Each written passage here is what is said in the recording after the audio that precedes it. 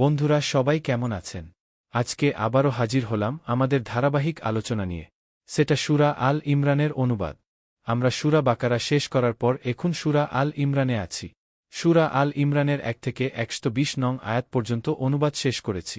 আজকে আমরা একমত 21 থেকে 130 নং আয়াত পর্যন্ত অনুবাদ করব ইনশাল্লাহ। তো চলুন শুনে আসি। 121 আর আপনি যখন পরিজনদের কাছ থেকে সকালবেলা বেরিয়ে গিয়ে মুমিনগণকে যুদ্ধের অবস্থানে বিন্যস্ত করলেন, আর আল্লাহ সব বিষয়ই শোনেন এবং জানেন। 122 যখন তেমাদের দুটি দল সাহস হারাবার উপক্রম হলেয়া, অথচ আল্লাহ তাদের সাহায্যকারী ছিলেন, আর আল্লাহর উপরই ভরসা করা মুমিনদের উচিত। 123 বস্তুত আল্লাহ বদরের যুদ্ধে তেমাদের সাহায্য করেছেন, অথচ তেমরা ছিলে দুর্বল। কাজেই আল্লাহকে ভয় করতে থাক, যাতে তেমরা কৃতজ্ঞ হতে পারে। 124 আপনি যখন বলতে লাগলেন মুমিনগণকে, তেমাদের জন্য কি এটা যথেষ্ট নয় যে তেমাদের সাহায্যার্থে তেমাদের পালনকর্তা আসমান থেকে অবতীর্ণ 3000 ফেরেশতা পাঠাবেন? 125 অবশ্য তেমরা যদি সবর কর এবং তাকওয়া অবলম্বন করো, আর তারা যদি তখনই তেমাদের উপর চড়াও হয়, তাহলে তেমাদের পালনকর্তা চিহ্নিত ঘেরার উপর 5000 ফেরেশতা তেমাদের সাহায্যে পাঠাতে পারেন।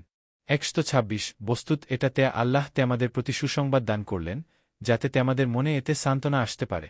আর সাহায্য শুধুমাত্র পরাক্রান্ত মহাজ্ঞানী আল্লাহরই পক্ষ থেকে। 127 যাতে ধ্বংস করে দেন ক্যান কাফিরকে অথবা লাঞ্ছিত করে দেন, যেন ওরা বঞ্চিত হয়ে ফিরে যায়। 128 হয় আল্লাহ তাদের ক্ষমা করবেন কিংবা তাদেরকে আয়াব দেবেন। এ ব্যাপারে আপনার ক্যান করণীয় নাই, কারণ তারা রয়েছে অন্যায়ের উপর।